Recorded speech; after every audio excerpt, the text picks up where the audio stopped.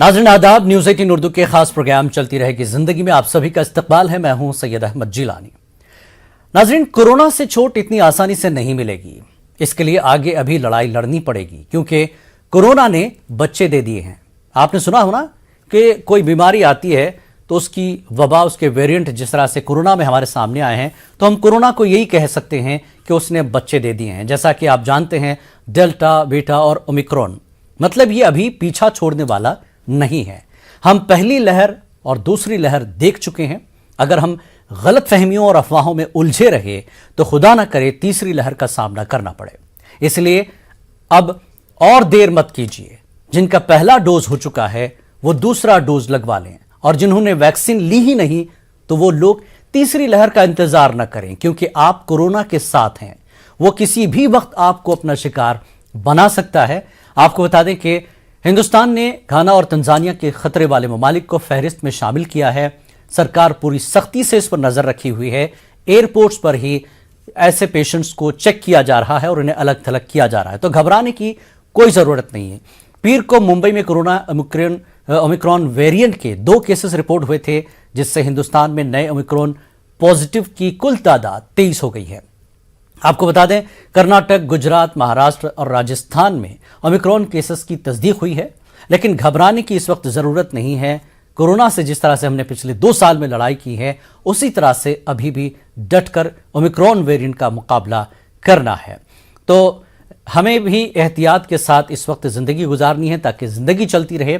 और इस वक्त किस तरह के हालात हैं और इंसानी जिंदगी की हिफाजत के लिए हम क्या कुछ कर सकते हैं, तो डॉक्टर्स का पहला जवाब होता है, पहले वैक्सीनेशन।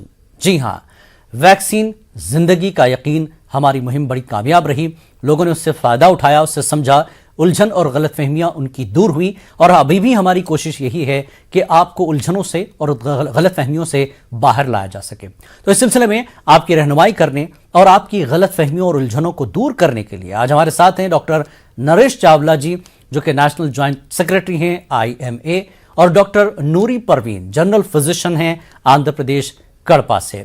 और नूरीन के बारे में मैं बताऊं कि ये ऐसे सख्त हालात में, कोरोना के ऐसे मामलों में, जब कोई एक दूसरे के साथ खड़ा नहीं हो रहा था, तो डॉक्टर्स ही थे, नर्सेस ही थी, जिन्होंने पूरी हिम्मत के साथ खतरा लेकर काम किया है। उसमें एक नूरीन भी है।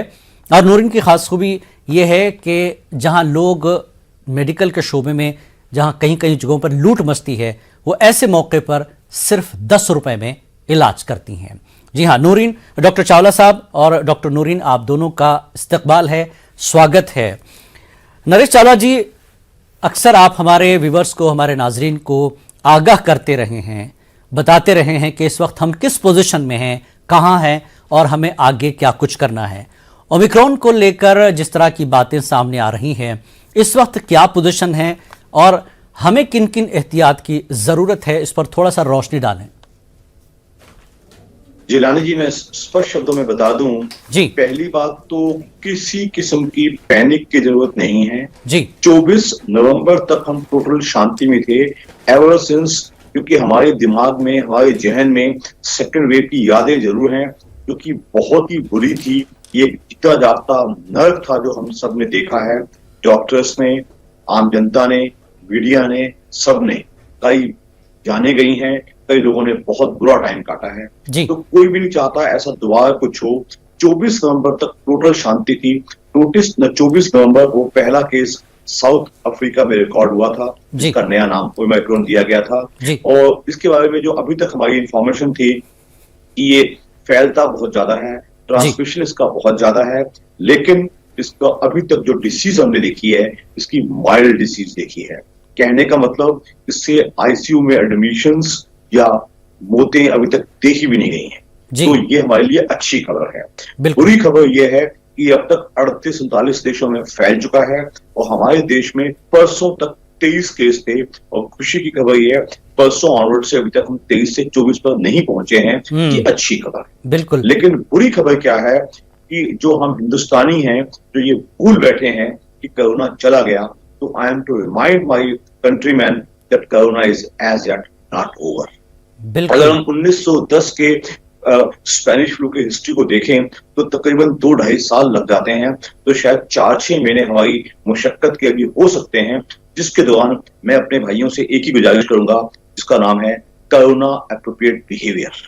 जिसका मतलब आप अगर अपनी देखभाल या सावधानी अच्छे से बरत रहे हैं, आप मास्क का इस्तेमाल अच्छे से कर रहे हैं, बिल्कुल 2 गज की दूरी मेंटेन कर रहे हैं दूसरे लोगों से, भीड़ भाड़ में नहीं जाते, रिलीजियस गैदरिंग्स या पॉलिटिकल गैदरिंग्स में शामिल नहीं होते, और प्लस आप अपना हैंड सैनिटाइज कर रहे हैं या वॉश कर रहे हैं, वो अपने खान पीन का एक एवरेज बैलेंस डाइट खा रहे हैं, तो मैं कहता हूं जितने मर्जी नए बच्चे पैदा दे दे कोरोना, हमें कुछ नहीं होगा। बिल्कुल दुख की बात यह है बिल्कुल कि जो एहतियात इस वक्त बेहद लाजमी है, क्योंकि अभी अगर किसी गलतफहमी का शिकार आप हो रहे हैं कि कोरोना चला गया, जैसा कि डॉक्टर चावला जी कह रहे हैं कि कोरोना गया नहीं है, कोरोना साथ में है, और मैंने शुरू में ही कहा था कि कोरोना ने बच्चे दे दिए हैं, अब इन बच्चों से अब की लड़ाई है। डॉक्टर नूरीन हमारे साथ है।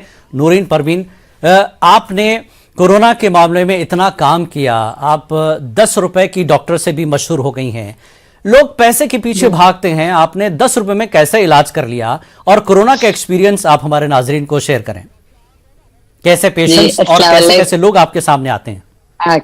ओके अस्सलाम वालेकुम Ahmed bhai ji, and Naresh Chawla sir, really very happy to be with you in this live show, thank you for giving this opportunity. And मैं 10 रुपए इसलिए रखी कि गरीब लोगों को कॉर्पोरेट का पूरा हेल्थ सिस्टम इजीली अवेलेबल हो जाए, इसलिए मैं मेनली 10 रुपीज रखी। क्यों बोले तो हमारे इंडिया में ऐसा है कि मेडिकल सिस्टम, जब आप फॉरेन कंट्री चले जाते ना, विदाउट एनी डॉक्टर प्रिस्क्रिप्शन कोई भी मेडिकल स्टोर से मेडिसिन नहीं मिलती, मगर हमारे इंडिया में मेडिकल स्टोर वाला खुद डॉक्टर बन जाता। ये बड़ा हमारी बात ये है कि मेडिकल स्टोर में एटलीस्ट बी फार्मेसी वाला भी नहीं रहता, जो भी 10th स्टैंडर्ड या कुछ भी हो पढ़ाई कर लेता, मेडिकल स्टोर में अच्छी बिजनेस है बोले तो उसमें उतर जा रहा। सो एक क्वालिफाइड एजुकेटेड पीपल कोई भी नहीं रह रहे मेडिकल स्टोर में जी। तो अभी मैं जाके मेडिकल स्टोर में सर्दी बुखार या कुछ के लिए दवाइयां पूछती, वो लोग क्या मेरे मेडिकल स्टोर बार बार आना, अच्छे मेडिसिन देना, ऐसा बोल के कुछ स्टेरॉइड्स दे देते जल्दी कम हो जाने के लिए। स्टेरॉइड्स देने से क्या होता है, इमीडिएट तो कम हो जाता, मगर इसका साइड इफेक्ट बाद में रहता। अगर वही लोग डॉक्टर के पास आके मेडिसिन लेके अच्छे से तरीके से फॉलो अप करे तो उनकी सेहत अच्छी रहती। मगर हमारे पेशेंट्स की सोच कैसी रहती, अब एक डॉक्टर के पास ओपी फीस के लिए जाना पड़ा तो 200-300 वेस्ट हो रहे, मनी अमाउंट वेस्ट हो रहा, बल्कि ये सोच रही थी। वो लोग को वो नहीं मालूम कि ये लोग ऑलरेडी स्टेरॉइड्स ले रहे हैं हाईली। अब मेरे पास जो भी पेशेंट्स आते हैं ना, थोड़े लोग बोलते हैं मैडम 2 दिन से बुखार था हम लोग को, हम लोग ऑलरेडी मेडिकल स्टोर से मेडिसिन ले लिए, एंटीबायोटिक्स स्टेरॉइड से सब दिखाते। एंटीबायोटिक्स असल हम लोग 1-2-3 दिन टाइम लेना, तब का तब एंटीबायोटिक्स नहीं देना हमारे बॉडी को। तो ये लोग बाहर के मेडिसिन ऐसे स्टेरॉइड्स पूरे यूज करने के बाद एक अच्छे से कॉर्पोरेट हॉस्पिटल को पहुंचते, उधर जाने के बाद कितना भी डोज दियो डॉक्टर, उन लोगों की बॉडी को काफी नहीं रहता। क्यों बोले तो ऑलरेडी उनकी बॉडी हाईली एंटीबायोटिक डोसेज से भर जाके रहती। तो ये सोच के मैं गरीब लोगों को जस्ट 10 रुपीज ओपी फीस बोले तो वो लोग भी आराम से आ जा सकते हैं। बिल्कुल बिल्कुल, इसलिए मैं 10 रुपीज रखी। And coming to my room rents and salaries and all, आप लोग सब जानते हैं मेडिकल स्टोर में जो भी फायदा रहता वो सैलरीज देने के लिए एंड सारा खर्चा रेंट्स के लिए निकाल देती मैं। बिल्कुल, बहुत बड़ी खिदमत है, एक बड़ी सोच के तहत आपने गरीबों को जहन में रख के ये काम किया है। डॉक्टर चावला जी, नूरीन ने अपनी बातों में एक सवाल छोड़ दिया है हमारे लिए कि लोग ऐसे हालात में मेडिकल शॉप से जो दवाएं ले लेते हैं सिम्टम बताकर, मौजूदा हालात में कितना खतरनाक है विदाउट एनी डॉक्टर प्रिस्क्रिप्शन के आप मेडिकल से ये चीजें ले लेते हैं। जिलानी जी, पहले तो मैं बता दूं, doctor Noori is doing this good service to the people in Hyderabad, लेकिन मैं खुद भी दोनों लॉकडाउन्स में फुल्ली अवेलेबल था, फुल टाइम, एंड एक huge number of corona patients मैंने खुद भी एग्जाम किए थे, फिजिकली नॉट ऑनलाइन। दूसरा बताते हुए, हमारे देश में जिलानी जी जिस प्रॉब्लम को हम क्वैकरी कहते हैं, हालांकि इंडियन लॉ के द्वारा भी, दिल्ली के लॉ द्वारा भी क्वैकरी टोटली बैंड है, लेकिन हम ये देख के बड़े दुखी होते हैं कि जिसको कि डॉक्टर नूरी रेफर कर रही थी कि जो सेल्फ डिस्पेंसिंग, जो केमिस्ट की सेल्फ डिस्पेंसिंग है और जो क्वैक्स हमारे देश में अवेलेबल हैं, वो बहुत ज्यादा डोजेस स्टेरॉइड्स की यूज करते हैं, वो देश और लोगों को बहुत ज्यादा नुकसान पहुंचा रहे हैं। हाई पोटेंसी एंटीबायोटिक्स भी वो यूज कर लेते हैं, उससे बहुत नुकसान हो रहा है। आपके इस टीवी चैनल के माध्यम से मैं आम लोगों को आगाह करना पसंद करूंगा, always go to your physician, अपनी कैपेसिटी के हिसाब से। नियर बाई आपका कोई फैमिली डॉक्टर या फैमिली फिजिशियन होना चाहिए, उसके पास जाइए। और सरकारी तंत्र में भी डॉक्टर्स अवेलेबल हैं, बट मुझे दुख है कि कई प्रदेशों में मोस्टली प्रदेशों में क्वैकरी बहुत ज्यादा चल रही है। उससे सबसे ज्यादा नुकसान तो होता है पेशेंट के शरीर का, और दूसरा नुकसान होता है बीमारी का। फॉर एग्जाम्पल, एक बीमारी ट्यूबरकुलोसिस है, उसमें हम दवाइयां इनकम्प्लीट डोज देते हैं या एंटीबायोटिक्स को इनकम्प्लीट डोज होते हैं, तो उससे एंटी माइक्रोबियल रेजिस्टेंस डेवलप होता है, यानी कि दवाई भी बेकार हो जाती है। तो मैं आम लोगों को आज भी सलाह दूंगा, always go to your doctor and take the medicine. जी बिल्कुल, एक अच्छी सलाह आपने दी लोगों को। हम चाहते ही हमारे प्रोग्राम के जरिए कि आप जैसे माहिर डॉक्टरों के जरिए आम लोगों को ये समझाया जाए कि साहब आप अपने तौर पर फैसला मत कीजिए सेहत को लेकर के, क्योंकि सेहत एक अनमोल चीज़ है। हमने 2 साल में जो तबाही देखी है इंसानी जानों को लेकर के, वो दोबारा ना हो, कोई नहीं चाहेगा। लेकिन अपने तौर पर इलाज का जो मामला है वो बहुत ही खतरनाक है। नूरीन, जैसा कि आपने कहा कि गरीब लोगों के लिए आपने ये सोचकर फैसला किया, बहुत ही कम कीमत रखी ताकि गरीब लोग जो मेडिकल स्टोर तक पहुंच जाते थे अपने तौर पर, वो कम से कम एक डॉक्टर के साथ इत्मीनान से वो सही दवा ले रहे हैं, उनको इत्मीनान रहे। लेकिन मैं ये जानना चाहता हूं, ऐसे ही गरीब लोग अक्सर गलतियां कर देते हैं मेडिकल स्टोर जाकर, तो आपके पास इस 2 साल में कोरोना को लेकर कैसा एक्सपीरियंस रहा, कैसे पेशेंट्स आए, और आपको क्या डर नहीं लगा कि क्योंकि लोग ये जो बेचारे गरीब लोग हैं पता नहीं कहाँ कहाँ घूमते, क्योंकि उनकी अपनी मजबूरियां हैं, मेहनत मजदूरी करते हैं, तो आपने अपने आप को कैसे हैंडल किया, कैसे सेफ रखा और ये काम करती रही आप? तो एक्चुअली मैं ऐसे नहीं बोलना कि इवन मैं मास्क भी यूज नहीं करती पॉजिटिव पेशेंट्स के पास। क्यों बोले तो मैं सबको मोटिव करने के लिए आई, मास्क पहनो, ग्लव्स पहनो, बोल के। व्हाट आई हैव एक्सपीरियंस्ड, मेरे में इतना रेसिस्टेंट पावर आ गया कि मैं पॉजिटिव पेशेंट्स के वार्ड में विदाउट मास्क विदाउट ग्लव्स जाती थी। Why? Because I want to see their happy faces. तो वो लोग पेशेंट्स जो भी रहते थे ना, हम लोग पूरा किट में जाते थे ना, तो पेशेंट्स बहुत फील होते था। हम लोग चेहरा भी नहीं दिखा सकते, हमारी आवाज भी सही से पहुंच नहीं सकती। तो मेरे में तो एक ही सोच था, अगर हम लोग शीश महल में रहे तो भी कोविड अटैक होना है तो हो जाता। अब देखो आप, आमतौर पर बहुत सारे लोग, जितने सारे लोग गरीब है, प्लेटफॉर्म पे रहने वाले हैं, वो लोग को भी ज्यादा कोविड अटैक नहीं हुआ। तो जो ज्यादातर सेंसिटिव रहते उन लोग को भी कोविड अटैक, हाँ या ना जी। सो हम लोग तो मैं इतना रेसिस्टेंट हो गई कि कोविड चले जाते थे पॉजिटिव पेशेंट्स के बाद। जब मैं फर्स्ट वेव आया था ना, तो मेरी क्लिनिक एज यूजुअल पूरा रूल के बराबर कड़पे में सब लोग क्लोज कर दो बोले, ओनली कड़पे में एक कोविड सेंटर रख दिए। तो मैं सोची अरे मैं क्या करूं, क्लिनिक ओपन करके मैं 20 डेज हुआ, अरे ऐसे तौर पर ऐसा हो गया, एक 20 डेज हुआ, मैं कुछ अच्छा करना चाह रही बोले तो ओके कोविड सेंटर में वॉलंटरी जैसे जाके वर्क कर रही थी। एक 2-3 डेज के बाद मेरे हॉस्पिटल क्लिनिक पे डेली कॉल्स आने लगे, मैडम हम लोग को सर्दी है, बुखार है, बाहर गए तो सीटी स्कैन 5000 रुपीज का चार्ज कर रहे, थोड़ी सर्दी खांसी के लिए विदाउट स्कैन कोई भी डॉक्टर नहीं देख रहे बोल के ऐसा आ गया था टॉक। तो मैं डायरेक्ट हमारे टू टाउन एसआई के पास से परमिशन ले लेके मेरा क्लिनिक ओपन कर दी, बिकॉज मैं क्वालिफाइड डॉक्टर। तो ओपन करने के बाद थोड़ा सर्दी बुखार से जो भी आ जाते, खांसी, they can't afford CT scans, so I am a doctor. तो मेरे को थोड़ी तो भी नॉलेज रहती है, अरे इसको कोविड हो सकता है, इसको नहीं हो सकता। मैं दिन में उस टाइम इतनी बिजी थी, मेरे को सुबह में 7 o'clock क्लिनिक ओपन करे तो रात में 12 बजे तक भी क्लोज नहीं होती थी, इतने सारे 150 पेशेंट्स ऐसा। तो उसमें से 1-2-3 लोगों को मैं सीटी स्कैन के लिए रेफर करती थी जी, जो बहुत ज्यादा सीवियर है। नॉर्मल सीवियर एंड मेरे को कोविड रहता बोल के डाउट है इस लोग को। तो ये नॉर्मल सर्दी बुखार के लिए तो सीटी स्कैन नहीं अफोर्ड कर सकते ना, तब तो हाँ सीटी स्कैन थोड़ा ऐसा वैसा ज्यादा अमाउंट हो जाता। मेरे पास तो सब गरीब पेशेंट्स आते, तो उस तौर पर उस 3-4 मंथ्स हम लोग बहुत अच्छे से मेहनत करें, अल्हम्दुलिल्लाह सबकी दुआएं। वो गरीबों लोगों की ही दुआएं हैं कि आप बिल्कुल सेफ रही और अभी भी आप काम कर रही हैं, बहुत खुशी की बात है। डॉक्टर चावला साहब, अब अगर हम मौजूदा माहौल की बात करें, ओमिक्रॉन की आप बात आपने कही कि चलिए केसेस बड़े नहीं हैं, 23-24 केस तक ही हैं, और सरकार ने बहुत सख्ती रखी है एयरपोर्ट्स पे, जो इन ममालिक से आए हैं उनको भी अब ब्लैक लिस्ट में डाल दिया है, और जो लोग आ रहे हैं चाहे दूसरे ममालिक से कोई मुल्क से आ रहे हो उनके साथ बहुत सख्ती पे उनके नज़र रखी जा रही है। लेकिन फिर भी अगर हम ये कहें कि लोगों ने अब दूसरा डोज नहीं लिया है, कई लोगों ने, बड़ी तादाद ने नहीं लिया है, पहला डोज तकरीबन लोगों ने लिया है। अब लोगों को लग रहा था कि कोरोना ठंडा पड़ गया है, नहीं है, कुछ करेगा नहीं, एक डोज तो हो ही गया है, दूसरे डोज की क्या ज़रूरत है। तो ऐसी सोच रखने वालों के लिए आप कैसे उनको समझाएं ताकि वो दूसरा डोज ले लें? जिलानी जी, मैं 2-3 लेवल पे बात करूंगा। जहां तक आपने बताया कि देश की सरकार ने बड़ी सख्ती कर दी है, फ्लाइट्स बैन तो नहीं की गई हैं, हालांकि कई छोटे मुल्कों ने अपनी flights, international flights total ban कर दी हैं। लेकिन अगर बैन फ्लाइट्स पे सर्वेलेंस अच्छा होगा और जो भी पेशेंट उतरेंगे उनका सबका आरटीपीसीआर किया जाए, अगर किसी का पॉजिटिव किया नेगेटिव भी पाया जाए तो उसको भी 7 दिन के लिए होम आइसोलेशन में जरूर करना है। दूसरी बात मैं कहूंगा, जैसा कि मैंने पहले कोरोना एप्रोप्रिएट बिहेवियर की बात की, दूसरा बचाव हमारे पास सिर्फ वैक्सीनेशन ही है। तो मेरी अपने सब भाइयों से, देशवासियों से गुजारिश है कि वो वैक्सीन जरूर लगवा लें। तो यही एक चीज है जो कि हमें बचा सकती है।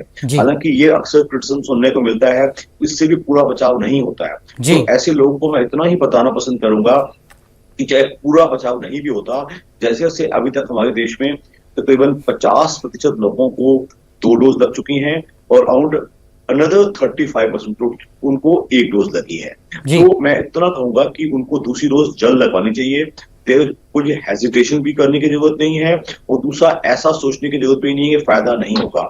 जैसे ही हमारी वैक्सीनेशन रेट 75% हो जाएगा तो हमें एक हर्ड इम्यूनिटी मिलती है, उससे हम सब बच पाते हैं। तो इसलिए सब लोगों को वैक्सीनेशन ऑन प्रायोरिटी बेसिस लगाना चाहिए। इसके अलावा मैं जिलानी जी देश की सरकार को अपील करूंगा कि जो स्वास्थ्य कर्मियों को, यानी कि इसको हम कोरोना वॉरियर्स हैं, तो मैं आपको बता दूं जिलानी जी कि हमारे तकरीबन अभी तक 1800 डॉक्टर भाई अपनी जान दे चुके हैं पिछले 1.5 साल के अंदर। तो इंडियन मेडिकल एसोसिएशन की ये मांग सी है कि हमें जल्द से जल्द मेडिकल वर्कर्स, जिसको कि हमारे प्राइम मिनिस्टर मोदी साहब ने कोरोना वॉरियर्स कहा है, जिसमें डॉक्टर्स आते हैं, नर्सेज आते हैं, हॉस्पिटल या पैरामेडिकल स्टाफ आता है इनको, दूसरा फ्रंट लाइन वर्कर्स जिसमें कि म्युनिसिपैलिटी स्टाफ आता है और पुलिस वाले आते हैं, और उसमें अब जर्नलिस्ट भी शामिल किए गए हैं। और तीसरी सूची जिसमें कि इम्यून कॉम्प्रोमाइज्ड पेशेंट्स हैं, जो कि ज्यादातर कैंसर सर्वाइवर्स हैं या जिनका कि ऑर्गन ट्रांसप्लांट हो चुका है या कोई ऐसी बीमारी है जो कि कोई ऐसी दवाएं ले रहे हैं जिससे कि इम्यून सप्रेशन होता है।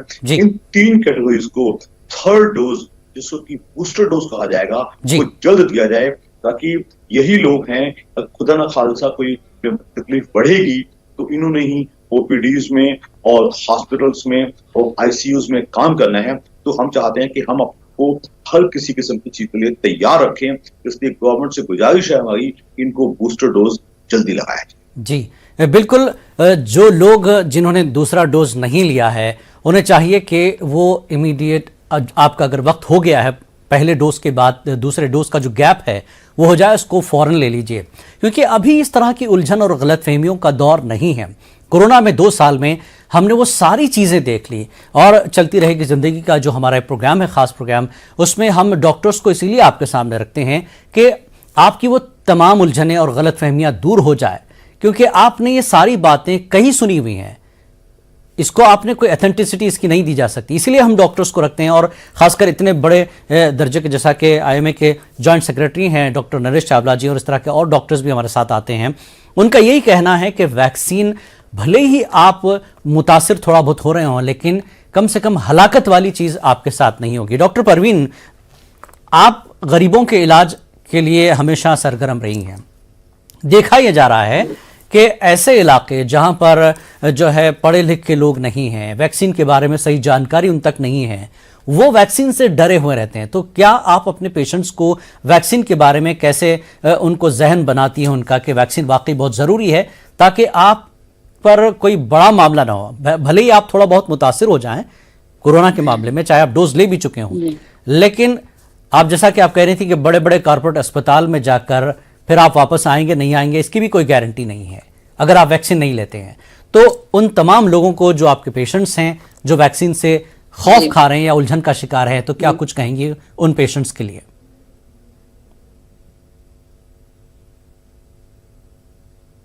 लैक ऑफ एजुकेशन, बहुत लोग डर रहे हैं वैक्सीन लेने से ऐसा हो जाता, वैक्सीन लेने से कुछ साइड इफेक्ट्स आ जाते बोल के। जी, इज इट ऑडिबल? सुनाई दे रहा? जी जी बिल्कुल आ रही है। ओके, तो आजकल लोगों को रहता मानो बाहर पानी पूरी खा लेते रहते, भी मंचूरिया खा लेते, वो लोग को कुछ मेडिसिन लेते वक्त इससे साइड इफेक्ट कुछ होता क्या मैम, ऐसे क्वेश्चंस करते रहते। तो उन लोग का सोच ये है कि वैक्सीनेशन से भी प्रॉब्लम हो जाता, मैडम हाथ नहीं काम करता, मैडम ऐसा हो पा रहा। तो हम लोग बचपन से देखते, छोटे बच्चों को भी बचपन में जब हम वैक्सीन कराते ना, 1-2 दिन के लिए बुखार आ जाता, fever, it's a common thing. So सब इधर कड़पा में थोड़ा lack of education, economic status बहुत लो रहने की वजह से इन लोग को इतना नॉलेज नहीं है। तो मैं every Sunday free medical camps करती, छोटे छोटे विलेजेस में जाके हम लोग फ्री मेडिसिन भी डिस्ट्रीब्यूट करते। तो उस टाइम पे हम लोग जब हेल्थ के बारे में समझाते रहते ना, ऑटोमेटिक हम लोग वैक्सीनेशन के बारे में भी गाइड करते रहते लोग हमको। जी, सो इन दिस वे सोसाइटी में मैं थोड़ा अपना काम भी कर रहा हूँ। ठीक, बिल्कुल बिल्कुल, ऐसे इलाकों में अभी भी जो है जानकारी की बहुत जरूरत है। डॉक्टर नरेश चावला जी, आपने हमारे टीवी के जरिए तो लोगों को बताया है, लेकिन ऐसे लोग जिनको बिल्कुल कोई जानकारी नहीं है, सिर्फ जहन में बैठा है कि वैक्सीन लेंगे तो ऐसा हो जाएगा वैसा हो जाएगा, क्योंकि आप एक बड़े आला ओहदे पर फायज हैं, डॉक्टर हैं, आपकी बात को हमारे टीवी के माध्यम से लोग सुनेंगे तो उन्हें थोड़ा इत्मीनान हो जाएगा। जो अनपढ़ लोग हैं, नहीं जानते कि मेडिकल क्या है, मेडिसिन क्या होती हैं, वैक्सीनेशन क्या होता है, लेकिन वैक्सीन सबके लिए ज़रूरी है। नरेश चावला जी। जिलानी जी, मैं दोबारा से आम आवाम को ये स्पष्ट करना चाहूंगा, वैक्सीन यस हमने भी देखा है, कब इससे थोड़ा बुखार भी आ जाता है, इंजेक्शन के स्थान पे थोड़ा दर्द भी होता है, कब बुखार 2, 3, 4, 5 दिन भी चल सकता है। हमने अपने खुद मेडिकल प्रैक्टिस में लोगों को ऐसे शिकायत करता सुना है, लेकिन उसके बावजूद भी हम कहेंगे वैक्सीनेशन बहुत जरूरी है। छुटपुट अगर आपको फीवर आता है या बॉडी पेन आता है या थकावट आती है तो आप बड़े आराम से उसके लिए पैरासिटामोल टैबलेट दिन में 2 या 3 बार ले सकते हैं। ज्यादातर केसेस में 2nd या 3rd डे तक ये खत्म हो जाता है, बहुत रेयर केसेस में होता है 5-7 दिन चलता है। लेकिन इस छुटपुट साइड इफेक्ट से आप हताश मत होइएगा और वैक्सीन जरूर लीजिएगा। जो छुटपुट बुखार आता है ये दर्शाता है कि आपका जो बदन है, वो बॉडी है, वो वैक्सीन को एक्सेप्ट कर रहा है, वो तैयार हो रहा है। तो इसलिए आपको हताश होने की कतई जरूरत नहीं है, आप बड़ी आसानी से वैक्सीन लगाइएगा।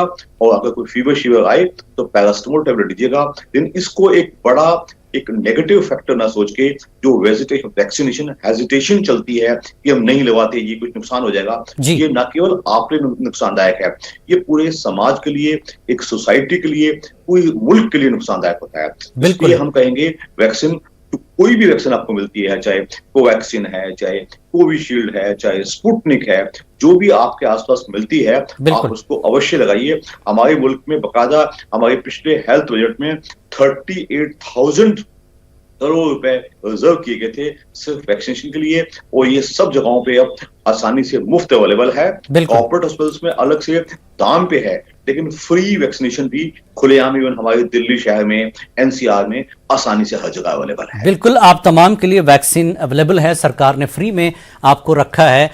बगैर किसी उलझन के और गलतफहमियों के आप अपना वैक्सीनेशन करा लें। पहला डोज जिन्होंने लिया है, दूसरे डोज के लिए अभी लोग पीछे हैं, तो दूसरे डोज के लिए भी हमें पहले डोज की तरह आगे आकर अपना वैक्सीन करवाना होगा। क्योंकि कल भी एक मिसाल दी गई थी वैक्सीनेशन को लेकर के, डॉक्टर शारिक हैं, एएमयू के सीएमओ हैं, उन्होंने कहा था कि छाता है वैक्सीन, बारिश में अगर आप छाता लेकर निकलते हैं तो आप कम भीगेंगे, यानी मतलब वैक्सीन के बाद भी अगर थोड़ा बहुत असर होगा, लेकिन जो छाता नहीं इस्तेमाल करेगा वो तो पूरा भीग जाएगा, यानी पूरी तरह से सख्त बीमार हो सकता है। तो अब आप पर है कि आप अपनी जिंदगी की हिफाजत कैसे करना चाहते हैं। तो डॉक्टर नूरीन, आपका बहुत बहुत शुक्रिया हमारे नाजरीन को एडवाइस करने के लिए। डॉक्टर नरेश चावला जी, आप हमेशा से हमारे साथ रहे हैं और हमारे नाजरीन को आपने जो है अच्छी से एडवाइस की है, आपका भी बेहद शुक्रिया इस प्रोग्राम में शामिल होने के लिए। आदाब।